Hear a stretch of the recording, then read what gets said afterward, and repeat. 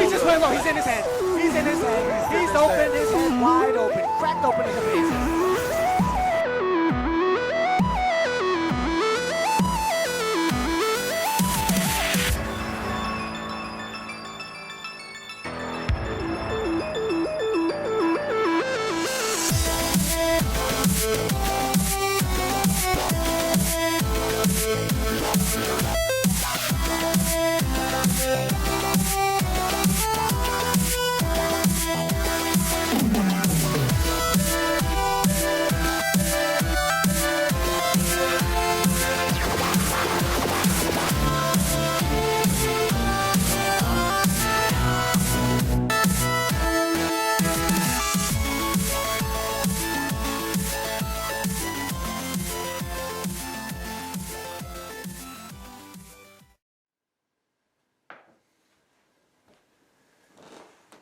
Well, it's been a long time coming, but I'm back.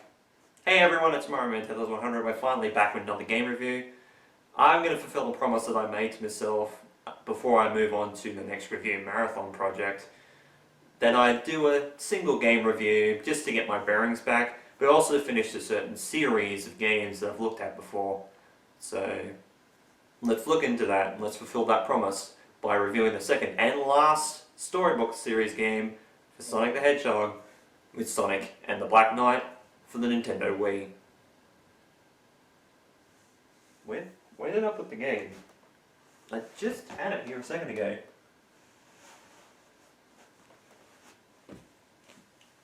Oh well, I guess I lost it then. Okay, I'll make things clear for everyone.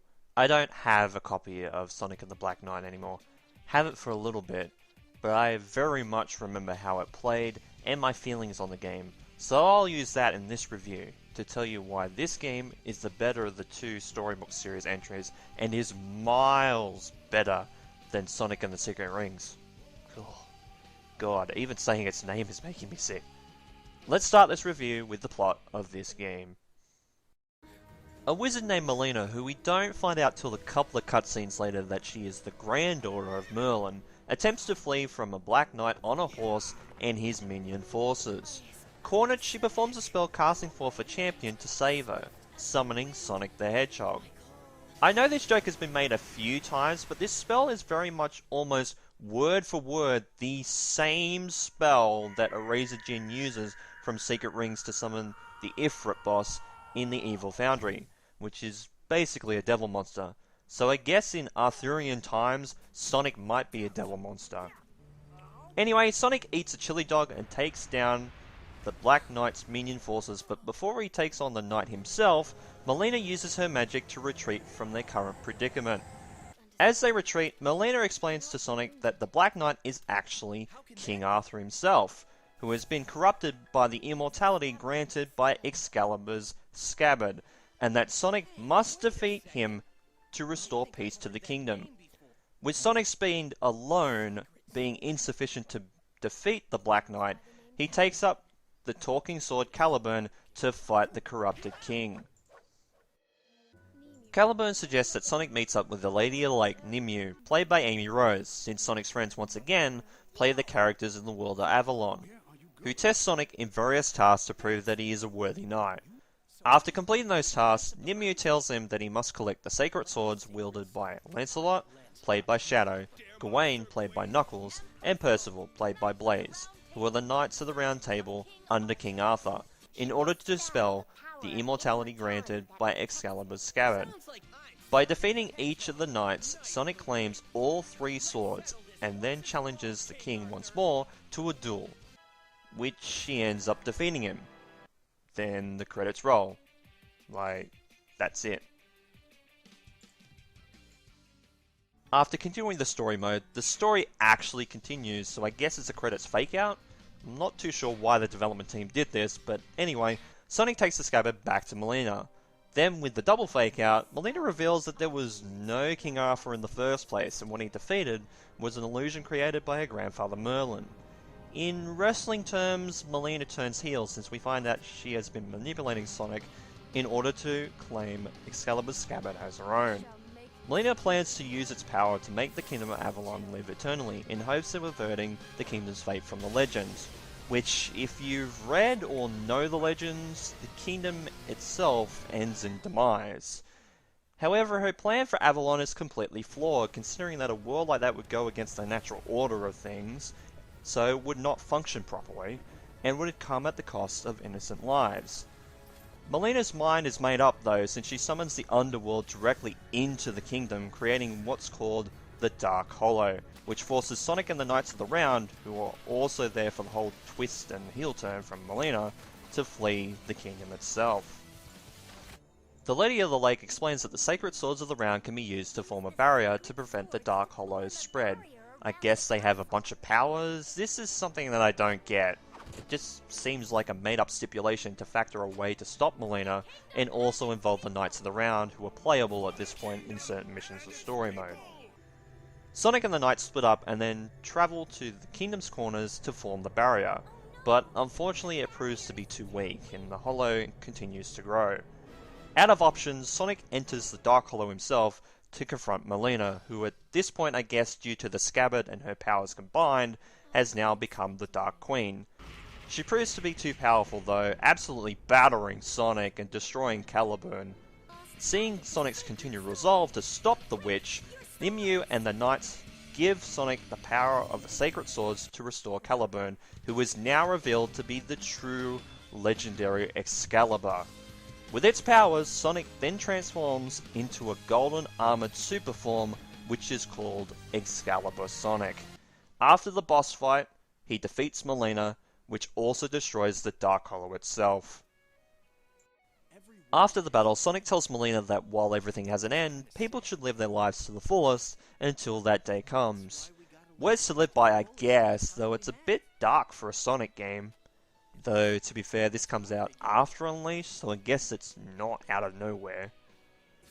With the twist that King Arthur from earlier in the story is revealed as an illusion, the Knights of the Round Table prepare to disband, but Caliburn reminds them that he is the one who chooses the true king, now revealed to be Sonic. So I guess King Arthur is a title and a person in this game? Then the true credits play, though the earlier credits are the same as these ones, just playing a different song during them. After that, in a post-credits scene, going full Marvel there, I see you Sega, wink wink.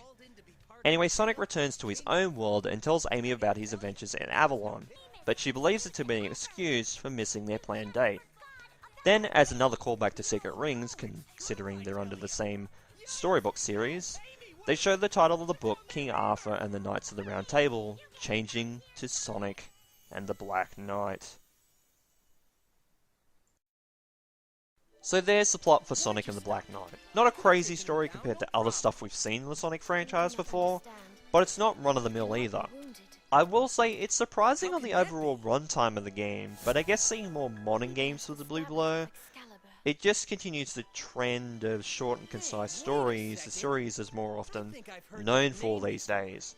I do like this story, and it does have better highs than its Storybook Series predecessor, and the cutscenes and design, like they're on the pages of the storybook itself, is something that they brought back, but I think was the right call because they're wonderful in both design and presentation.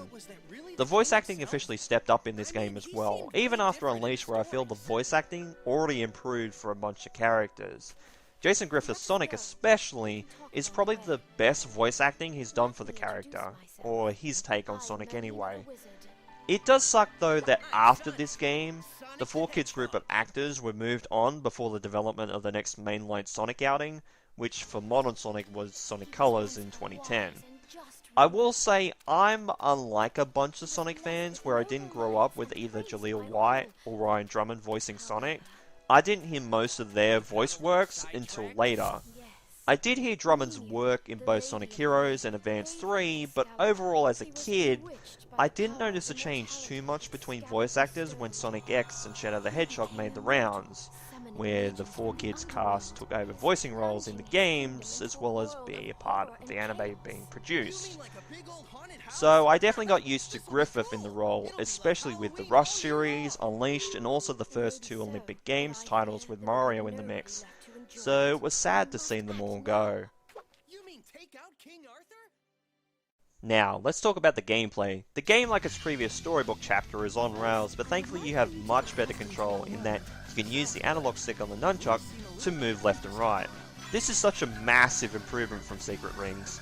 Tilting the Wii Remote left and right in that game didn't feel very natural, especially in the heat of the moment.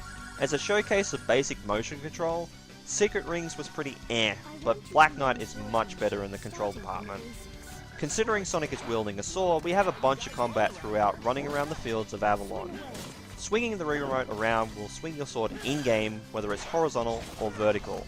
It's not as precise as the motion control in something like Skyward Sword, but the swordplay can be fun. The motion is a bit stilted, with sword swings kind of putting momentum all over the place. It's a bit jarring, but sometimes you swing for dear life like a kid swinging for the fences. You can homing attack and such like other Sonic games, but yeah, it's not useful at all compared to the swordplay. The Soul Surge also gets carried over from the previous Storybook game, and works very similarly to the last game, or really like a mixture of speed and time break where time slows down between each sword swing, and it has a little bit of range. Not the greatest range, but it can jump from enemy to enemy. It looks cool though. Other than returning mechanics like the Soul Surge, a few things were added or changed. The rings that are very much an iconic symbol of the Sonic franchise in general are not represented in the levels you run through. Instead, they're represented by yellow fairies. The fairies can come in different colours like the yellows mentioned, and also blue to act like a speed booster to name a few. I don't know why this was changed, since launch ramps exist in this game as mechanical as ever, so rings and speed boosters wouldn't stand out that much. I guess the development team for this game were just lazy because they're basically reusing the same basic asset for a bunch of things in this game with these fairies. There are all sorts of different items you can pick up in levels, and with points at the end of the level, you can identify and inspect those items to either add to your collection list or take over to the blacksmith, represented by Tails in this world, to upgrade your arsenal of weapons and armor. Though when I played this game, I never quite worked out how to use this feature, a little bit like the skill ring system from Secret Rings. There are also people in each of the levels you can interact with. Run into them and you'll scare them off, but if you slow down and help them with tasks like giving them rings in a little minigame, it'll increase your follower rank, which can increase to new titles for Sonic, which in turn opens up more stat boosters and upgrades to select. I never really did this a lot in my playthroughs of the game, but it's pretty weird you can't just give them the rings rather than play a minigame, which you can fail by the way, so yeah, it's just a little bit weird. Speaking earlier about the design and presentation, quite a few levels in this game look very cool and fun. The game's art style also looks pretty good for Nintendo Wii, but I will say, Colors is probably the best looking game in the bunch, but Black Knight still looks very good, despite a bunch of the colours being more subdued, due to the location that this game is set in, even more than the Arabian Nights from the last game. The music for the soundtrack is also a very good listen too. This was the game that Jun Suno returned to the Sonic franchise to head the sound design, after a little absence, and geez, some of these tracks are bangers. Not only that, but we also get not one, not two, but three new Crush 40 songs for this game, and what can I say? All of them hit as probably the best tracks of the game. Not to say all the in-game tracks suck, but Crush 40 has a pretty good track record, as you guys know. Fight the Night as the track in the fights between Sonic and King Arthur is very catchy, Live Life is a nice piece, and Night of the Wind as the main theme of the game, like Seven Rings and Hymn was for Secret Rings, is great as well. It's one of my favourites too. I will say there is a multiplayer mode for this game, but unlike Secret Rings where it was all minigames and a party mode, it's only battles, so it's a bit more basic and also boring too. Haven't seen a lot of it, and I've never really played it myself, but yeah, it definitely doesn't look appetizing at all. As good of a game Black Knight could be, and the concepts of what it could have been, I don't think this will ever be re-released, since this game, like quite a few other Sonic games at the time, didn't review very well amongst both players and reviewers. So much so that this was the last Storybook Series game with concepts for sequels being scrapped, which is a little bit of a shame, despite how jarring the series itself was. But overall, Black Knight is at best considered to be a competent and fun action game that's a little underrated. I had fun playing it back in the day, but despite it being better than Secret Rings by a country mile, it definitely wasn't the surefire franchise hit that earlier or future games would be. King Arthur. So yeah, with all those thoughts and opinions being said, this brings us to the end of the Sonic and the Black Knight review. This has been Mario Man 10100. You guys have a great day or night, and of course, take care while I prepare myself for the next review marathon project. Here we go.